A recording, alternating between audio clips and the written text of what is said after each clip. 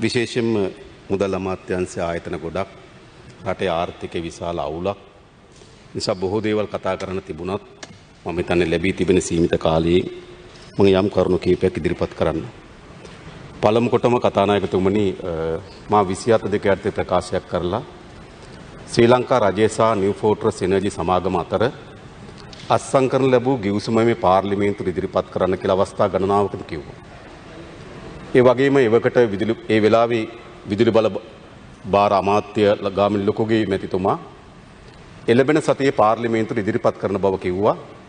නමුත් එතෙන් සිට ඔහු පාර්ලිමේන්තුවේ ඉන්න බවත් මා දැක්කේ නැහැ. නමුත් ඊයේ මාධ්‍ය සාකච්ඡාවක ඉන්න බව මා දැක්කා. ඒ නිසා මේ මුදල් අමාත්‍යාංශ විවාදයේදී ඒ ගිවිසුම අපි සතුව තිබුණා නම් ඉතාමත් වැදගත්. ඒ මොකද මුදල් අමාත්‍යාංශය විසින් 2021 9 වෙනි දින ඉදිරිපත් කළ කැබිනට් පත්‍රිකාව අනුව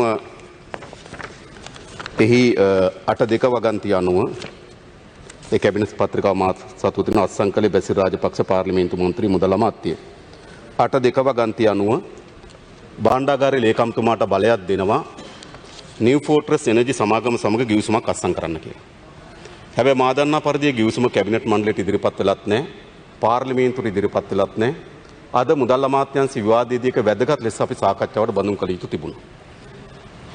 නමුත් මා සතු ඒ ගිවිසුම තිබෙනවා. විශේෂයෙන්ම ඒකේ සේල හැටියට ශ්‍රී ලංකා ආණ්ඩුවත් බය හැටියට NFE ශ්‍රී ලංකා පවර් හෝල්ඩින් සමාගමත් අත්සන් කරපු ගිවිසුම.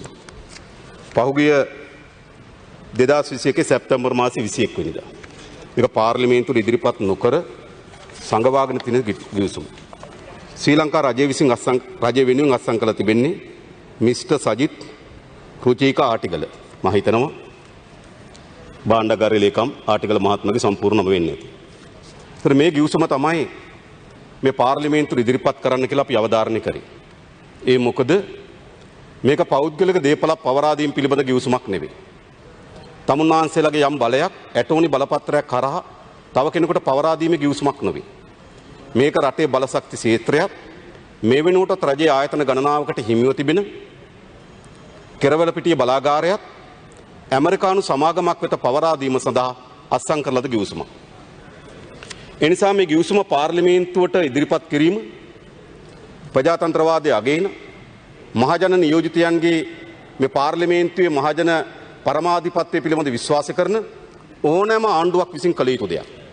හැබැයි තමුන්නාන්සලා දිගින් දිගටම මාස එකහමාරකට වඩා වැඩි කාලයක් මේ ගිවිසුම පාර්ලිමේන්තුවට ඉදිරිපත් කරන්න කියලා කිව්වත් මේ ගිවිසුම පාර්ලිමේන්තුවට ඉදිරිපත් කරේ නැහැ. ඒ නිසා ගරු කතානායකතුමනි මම ඒ ගිවිසුම සභාගත කරනවා. අමාත්‍යවරයා හෝ ඒ කියන්නේ මෙම ගිවිසුම අත්සන් කරපු මුදල් අමාත්‍යාංශ අමාත්‍ය බැසිල් රාජපක්ෂ මැතිතුමා හෝ මෙම ගිවිසුමෙන් විශාල බලපෑමක් වෙන විදුලි බල අමාත්‍යාංශයේ අමාත්‍යවරයා ගාමිණී ලොකුගේ මහත්මයා හෝ මේ පාර්ලිමේන්තුවට ඉදිරිපත් නොකළත් මා විසින් ඒ ගිවිසුම සභාගත කරනවා. මේ ගිවිසුමේදී වැදගත් දේ තමයි මේ කැබිනට් පත්‍රිකාවෙන් අවසර දෙන්නේ කාටද? මේ කැබිනට් පත්‍රිකාවෙන් අවසර දෙන්නේ නිව් ෆෝර්ට්‍රස් එනර්ජි සමාගම සමග ගිවිසුමකට එළඹෙන්නේ. හැබැයි මේ ගිවිසුම අත්සන් කර තිබෙන්නේ කා සමගද? NFE ඒක නිව් ෆෝර්ට්‍රස් එනර්ජි ශ්‍රී ලංකා පවර් හෝල්ඩින් LLC කියන සමාගම සමග. ඒතර කැබිනට් මණ්ඩලයෙන් අවසර දෙනවා නිව් ෆෝර්ට්‍රස් එනර්ජි කියන සමාගම සමග ගිවිසුම අත්සන් කරන්න. හැබැයි තමුන්වහන්සේලා අත්සන් කළා තින්නේ NFE ශ්‍රී ලංකා පවර් හෝල්ඩින් කියන සමාගම සමග. ඒ නිසා ගරු කතානායකතුමනි කැබිනට් මණ්ඩලයෙන් බලය දෙන ලද සමාගම සමග නෙවෙයි මේ ගිවිසුම අත්සන් කළා තිබෙන්නේ. අතිරේක වශයෙන් ශ්‍රී ලංකා පවර් හෝල්ඩින් කියන සමාගමක් ඇමරිකන් එක්සත් ජනපදයේ ලියාපදිංචි කරනවා. ඇමරිකන් එක්සත් ජනපදයේ 12.6 orange street Washington DE 19801 united states of America කියන ලිපිනේ තමයි මේක රෙජිස්ටර් කරලා තියෙන්නේ. ඒතකොට මම දන්නේ ශ්‍රී ලංකා හෝල්ඩින් සමාගමක් ඇමරිකාවේ රෙජිස්ටර් කරපු සමාගමක්. ඒතකොට ඒ සමාගමට තමයි මේ ගිවිසුම අත්සන් කරලා තිබෙන්නේ. ඒ නිසා හරි පැහැදිලි කැබිනට් මණ්ඩලයෙන් බලය දුන්නේ නිව් ෆෝර්ට්‍රස් එනර්ජි කියන සමාගම සමග. හැබැයි ගිවිසුම අත්සන් කරලා තිබෙන්නේ වෙනත් නිව් ෆෝර්ට්‍රස් එනර්ජි සමාගමට අනුබද්ධ හෝල්ඩින් සමාගමක් සමග. ඒ නිසා මේ මුළුමනින්ම කැබිනට් මණ්ඩලය නොමග යැවීමක් හැටියට මේක සඳහන් කරන්න පුළුවන්.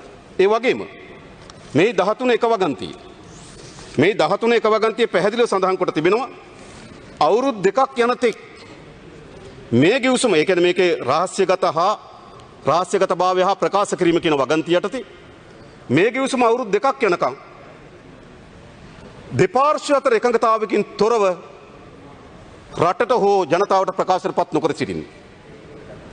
කතානායකතුමනි, එහෙම කරන්න පුළුවන්ද මේ රටේ දේපොළ පිළිබඳව? මේ රටේ දේපොළ අයිතිව තිබෙන්නේ මේ රටේ මහජනයාට. මේ රටේ දේපොළ කිසිදු පෝල්මක්කාර උරුමකාරීත්වයකින් මුදල් අමාත්‍යවරයාට හෝ එහි ලේකම්වරයා ආටිකලයට පවරලා නැහැ.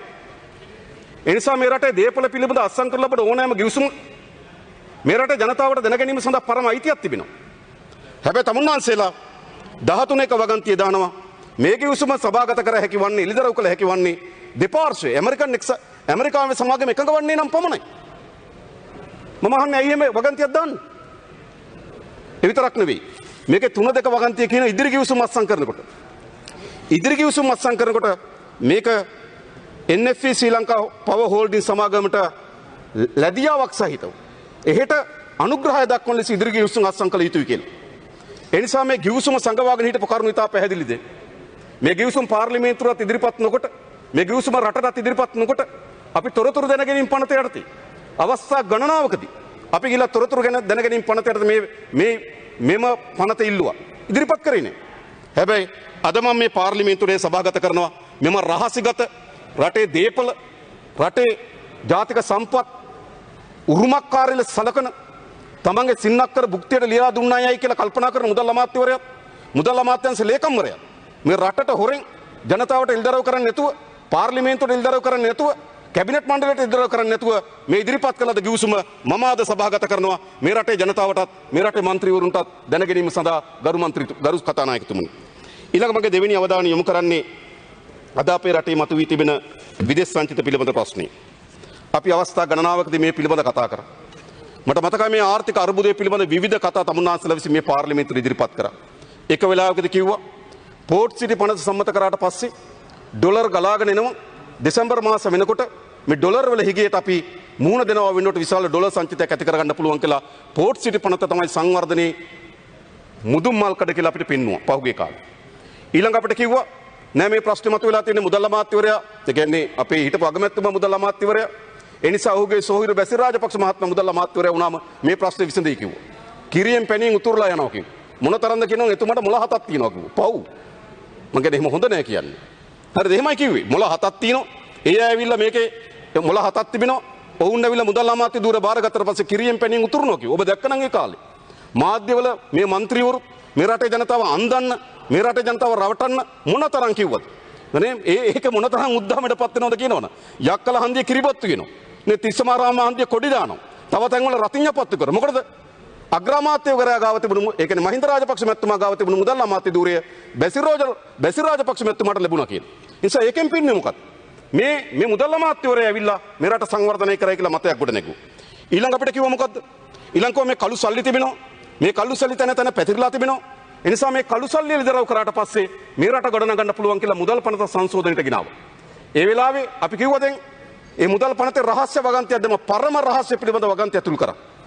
හැබැයි පරම රහස්‍යභාවයේ තිබෙන ගරු කතානායකතුමනි කවුද කාගේද කියන එක පිළිබඳව.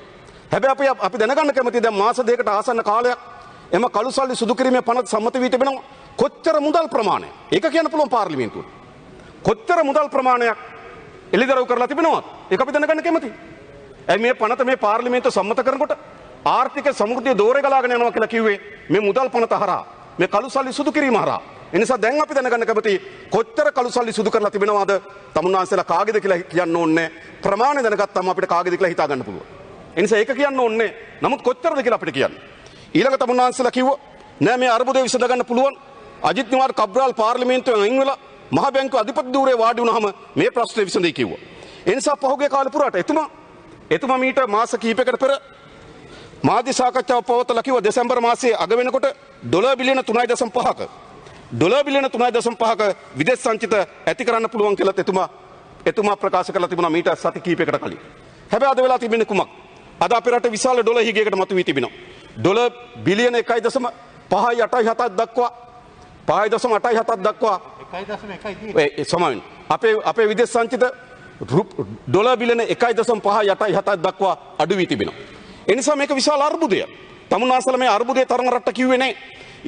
දීර්ඝ කාලයක් මේ ප්‍රශ්නේ අහුවට පස්සේ මුදල් රාජ්‍ය අමාත්‍යවරයා ඊයේ පාර්ලිමේන්තු ඉදිරිපත් කරා. මම ස්තුතිවන්ත වෙන එතුමාට මේ දත්ත පිළිබඳ යම් වාර්තාවක් පාර්ලිමේන්තු ඉදිරිපත් කරා. හැබැයි තමුන්නාන්සලා ඊට පස්සේ මේකේ ගොඩේන මාවත් ගැන කිව්වේ මොකක්ද? ගොඩේනේ මාවත ගැන කිව්වා ඉන්දියාවෙන් විශේෂම සාක් සංචිතය හරහා අපි ඩොලර් මිලියන 400ක ණය හුවමාරු පහසුකමක් ලැබෙන බව ඒක හරි සරල දෙයක්. ඒක සාම්ප්‍රදායිකව අපිට ලැබෙන දෙයක්. මාස 6කට දෙන සොප් ලෝන් එකක්. ඒක මාස 6න් පස්සේ අපි ගෙවී යුතුයි. ඒක අලුත් දෙයක් නෙමෙයි මේ අර්බුදයට. ඊළඟ මම දැක්කා ඊයේ රාජ්‍ය අමාත්‍යවරයා කිව්වා ඩොලර් බිලියනයක් අපිට දෙන්න එකඟ වී තිබෙනවා කටාර් බැංකුවකින්. මා දන්නේ නේ. ඒ නිසා කටාර් මධ්‍යම බැංකුවත් එක්ක සාකච්ඡාවේ ප්‍රතිඵලයක් තියෙනවා. ඩොලර් බිලියන එකක් ලැබෙන එක අන්න ඒක දැන් ලැබෙනවද නැද්ද කියලා හරි රට ඉදිරිපත් කරන්න. මොකද තමුන්නාන්සලා ගොඩක් කතා කිව්වනේ. ඇමරිකන් එක්සත් ජනපදයේ සමාගමකේ ඩොලර් බිලියන 2.5ක් ණය ගන්නවා කිව්වා. කටාර් තෙල් සමාගමකින් රුපියල් වලට තෙල් ගන්නවා කිව්වා. මහ බැංකුවේ අධිපතිවරයා ගිහිල්ලා කටාර් රාජ්‍යයේ විවිධ නායකයන් හම්බෙලා ණය පාසුකම් ගන්නවා කිව්වා. හැබැයි කිසිවක් සිදු වෙන්නේ නැහැ. නමුත් ඊයේ කටාර් මධ්‍යම ආණ්ඩුවෙන් ඩොලර් බිලියන එක ණයක් ගන්න බව ප්‍රකාශ කරා මුදල් රාජ්‍ය අමාත්‍යවරයා. ඒ ලැබෙනවාද කියන කරුණ කියන්නේ. ඊළඟ තමුන්නාන්සලා කියලා තියෙනවා දැන් ඩොලර් මිලියන 500ක තෙල් මිලදී ගැනීමත් තව ඩොලර් බිලියනයක අනිකුත් භාණ්ඩ මිලදී ගැනීම සඳහා ඉන්දියාවෙන් ආධාර ලබා දෙන බව මම දැනගන්න කැමතියි. දැන් අපි දන්නවා අපි සාමාන්‍යයෙන් ගත්තොත් අපි තෙල් ටෙන්ඩර් කරලා ඒ අනුව ලෝක වෙළඳපොලේ තිබෙන අඩුම මිලට අපි තෙල් මිලදී ගන්නවා. හැබැයි මේ ඩොලර් මිලියන 500න් කියන්නේ මොකක්ද? මේ ඩොලර් මිලියන 500න් කියන අන කවරක්වත් නෙවෙයි ඉන්දියාවේ තෙල් පමණයි අපි මිලදී ගත යුතු වන්නේ. ඒ නිසා තෙල් මිල තීරණය කරන්නේ කවුද? ඉන්දියානු රිලයන්ස් සමාගම. ඔවුන් තමයි විශේෂයෙන් ගත්ත අම්බානිට අයිති සමාගම්. අම්බාන්ට අයිති සමාගම් තමයි අපේ රට තෙල් මිල පාලනය කරන්න පටන් ගන්නේ. මේ ගිවිසුමට අපි යනවා නම් යයිද නැද්ද කියන මම දන්නේ නැහැ යනවා නම්. ඔව් ඒ වගේම තමුන්නාන්සලා කිව්ව මොකද්ද? තව ඩොලර් බිලියන එක ණය භාණ්ඩ මිලදී ගැනීම සඳහා අවස්ථාවක් ලැබෙනවා කියලා. ඉතින් ඒ ගිවිසුම් ඒ සාකච්ඡාවල ප්‍රතිඵල ගරු මුදල් අමාත්‍යතුමා පාර්ලිමේන්තුවට ඉදිරිපත් කරයි කියලා මම බලාපොරොත්තු වෙනවා. හැබැයි මේ කිසිවක් අපේ රට මේ මොහොතේ මුහුණ දී තිබෙන අර්බුදයන්ට විසඳුම් තිබෙනවා පෙන්눔 කරන්නේ නැහැ කතානායකතුමනි. විශේෂයෙන් ගත්තොත් ඊයේ මා දැක්ක මුදල් අමාත්‍යවරයා කිව්වා වාහන ගෙන්වීම, කිරිපිටි ගෙන්වීම තව අවුරුද්දකට තහනම් කරන්න සිදු වෙවි කියලා කිව්වා. ඒ කියන්නේ මොකද්ද මේ අර්බුදයේ ප්‍රමාණය? ඒ විතරක් නෙවෙයි අත්‍යවශ්‍ය භාණ්ඩ ගෙනාගත හැකි වේවිද? ඖෂධ ගෙනාගත හැකි වේවිද? මා දන්නවා තමුන්නාන්සලා දන්නවා දැන් දින 25කට සෑහෙන තමයි තෙල් තිබුණේ. අපි ඊයේ හෝ පෙරේදා දෙදින ඇතුළත නැවත ටෙන්ඩරයක් සඳහා අපි LC ඕපන් කරේ නැත්නම් මේ දවස් 25කින් තෙල් ලිගයක් ඇතිවීමේ අනතුරු තිබුණා. මා දන්නවා තෙල් සංස්ථාව බාර අමාත්‍යවරයා කෙන්ද්‍රිගාලා මහ භාණ්ඩාගාරින් යාන්තම් ඩොලර් මිලියන 20ක් හොයාගත්තා තෙල් නැවක් ගේන්න LC ඕපන් කරගන්න. ඉතින් මේ අඩඩාවට අතුරේ යන රාජ්‍යයක් මේක. ඒ අතුරේ යන රාජ්‍යයක් අඩඩාවට යන රාජ්‍යයක් පිළිබඳව මේට වඩා වගකීම් යුතු තමුන්නාන්සලා වැඩ කළ යුතු තිබුණා. මේ කඩා වැටෙන තමුන්නාන්සලාගේ ආර්ථිකය නොවේ. මේ කඩා වැටෙන්නේ මේ හිඳෙන්නේ තමුන්නාන්සලා ගිණුම් වල මුදල් නොවේ. මේ හිඳෙමින් තිබෙන රටේ විදේශ සංචිතේ. මේ කඩා වැටෙමින් තිබෙන රටේ ජාතික ආර්ථිකය. මේ කඩා වැටෙමින් තිබෙන ජනතාවගේ පොදු ආර්ථිකය. ඒ නිසා මේ විශාල අර්බුදයක් බවට පත්වීමේ අනතුරකට අපි මුහුණ දී තිබෙනවා. හැබැයි මේ අනතුර මැද්දේ හෝ තමුන්නාන්සලා සමත් වුණේ නැහැ. විශේෂයෙන්ම මේ ඩොලරේ මේ විකෘතිභාවය හේතු කොටගෙන කරු මන්ත්‍රීතුමා තව විනාඩි 2යි ඔබතුමා. මම අවසන් කරනවා. මේ ඩොලරේ විකෘතිභාවය හේතු කොටගෙන පෞග ජුනි මාසෙ ඉඳන් මේ නොවැම්බර් මාස වෙනකොට ඩොලර් බිලියන 1.267ක් ඒ කියන්නේ ඩොලර් මිලියන 1267ක් ගිය අවුරුද්දට සාපේක්ෂව විදේශගත ශ්‍රමිකයන්ගෙන් අඩු වී තිබෙනවා. මුදල් අමාත්‍යවරයා ඉන්දියාවට ගිහිල්ලා එහෙම නැත්නම් කබ්‍රාල් කටාර වලට ගිහිල්ලා හොයාගන්න මුදලට වඩා වැඩි මුදලක් අපිට අහිමි වී තිබෙනවා. හැබැයි තමුන්නාන්සලයකට සැලසුමක් හැදුවේ නැහැ. ජුනි මාසේ මේක 16%කින් කඩා වැටෙනකොට තමුන්නාන්සල කල්පනා කරන් තිබුණා මේක වර්ධනය වෙන බව. නොවැම්බර් මාස වෙනකොට ගිය අවුරුද්දට සාපේක්ෂව 50%කින් කඩා වැටෙනවා. මා හිතනවා ඊටත් වඩා වැඩි දෙසැම්බර් මාස වෙනකොට කඩා වැටීම ලක් වෙනවා. ඉතින් ඩොලර් බිලියන 1.6ක්වත් අඩුම තරමේ ගිය අවුරුද්දට සාපේක්ෂව අපිට විදේශ ශ්‍රමිකයන්ගේ මුදල් අහිමි වෙනවා. ඒ පිළිබඳ සැලසුමක් හදන්න තිබුණා. ඒකට තමයි අමාත්‍යවරු ඉන්නේ. ඒකට තමයි තමුන්නාන්සලගේ සංඛ්‍යා දත්ත පිළිබඳ දෙපාර්තමේන්තුව තිබෙන්නේ. ඒකට තමයි මහ බැංකුව තිබෙන්නේ. මේ විදේශගත ප්‍රේෂණ ලැබීම ක්‍රමානුකූලව අඩු වෙමින් තිබෙන එක දැකලා ඒක වෙනස් කිරීම සඳහා සැලසුමක් හැදුවේ නැහැ ගරු කතානායකතුමනි. මා අවසාන වශයෙන් කාලය සීමා නිසා ලිට්‍රෝ ගෑස් සමාගම ගැන අපි විවිධ අමාත්‍යංශවල විවිධ වෙලාවල් වල කතා කරත් නිශ්චිත අදාළ අමාත්‍යංශය තමයි මුදල් අමාත්‍යංශය. මා දැක්ක ලිට්‍රෝ ගෑස් සමාගමේ වර්තමාන සභාපතිවරයා මාධ්‍ය සාකච්ඡාවක් යඳවලා කිව්වා දැනට ගෑස් මිලදී ගැනීම සඳහා අත්සන් කොට තිබෙන ගිවිසුම තව අවුරුද්දක් දීර්ඝ කරන්න කියලා උට බල කරනවා. ඒ අවුරුද්ද දීර්ඝ කළොත් බිලියන 10ක රුපියල් කෝටි 1000ක පාඩුවක් සිදු වෙන බව. ඒකෙන් අනිත් පැත්තෙන් කියන්නේ කුමක්ද? ඒ ගිවිසුම දීර්ඝ කරනකොට කෝටි 1000ක ලාභයක් සිද්ධ වෙනවනම් එහෙනම් අනකින් කියන්නේ කෝටි 1000ක් හොරකම් කර තිබෙන බව. ඒ කියන්නේ හිටපු සභාපති අනිල් කොස්සොත්තගේ මෙදියත් වීමෙන් රුපියල් කෝටි 1000ක් අහිමි වී තිබෙන බව. නිසා මේ පිළිබඳ පරීක්ෂණ කරන්න මේ අපි නෙවෙයි කියන්නේ. ඔව් කියනවා වර්තමාන සභාපතිවරු කියන ජනාධිපතිවරු හම්බෙලා මේ ගැන කියපු බව. ජනාධිපතිවරයා කිව්වට පස්සේ තමයි ඇවිල්ලා මේ මාධ්‍ය සාකච්ඡාව කිව්වේ. මම දන්නේ ජනාධිපතිවරයා සභාපතිවරයාට කියලා මාධ්‍යර කියන කිව්වට පළක් නැහැ. ජනාධිපතිවරයාගේ වගකීම තමයි ඒක නිසි පරිදි ඉටු කිරීම. ඒ නිසා මේ සභාපතිවරයා ඉදිරිපත් කරන කරුණු වලින් පෙන්눔 කරන්නේ මේ ගිවිසුම අවුරුද්ද දීර්ඝ කිරීම හරහා කෝටි 1000ක ලාභයක් සිද්ධ වෙනවා නම් ඒ ගිවිසුම හරහා කෝටි 1000ක අතිරේක ලාභයක් එම පුද්ගලයන් ලබාගෙන නැති බව. ඒ නිසා මෙවැනි ආර්ථිකයක් තිබියදී පවා තමුන්නාන්සේලගේ සභාපතිවරුම කියනවා වංචාව දූෂණ ඒ වාගේ රාජ්‍ය බවට පත් වී තිබෙන බව. ඒ නිසා අවසාන වශයෙන් මේ ලිට්‍රෝ ගෑස් සමාගමේ ඇති වී තිබෙන අර්බුදේ මා දැක්කා ඊයේ ලසන්ත අලගියවන්න රාජ්‍ය අමාත්‍යවරයා කිව්වා මේකේ බ්‍රෑන්ඩ් රතු පාට ලේබල් එකක් එවනවා කියලා. මා දැක්කා ඊයේ රතු පාට ලේබල් පුපුරන තත්ත්වයක් මතු වී තිබෙන බව. ඒ නිසා ගෑස් සමාගම පාරිභෝගිකයන් අයිතීන් සහ පාරිභෝගිකයන් ජීවිත පිළිබඳව වඩා සැලකිලි යුතු කටයුතු කළ යුතු වෙනවා. අදාළ අමාත්‍යවරයා ඒ පිළිබඳවත් වගකීම් යුතු උත්තර ලබා දෙනවා ඇතැයි බලාපොරොත්තු වීම මම නතර වෙන බොහොම ස්තුතියි ගරු කතානායකතුමනි.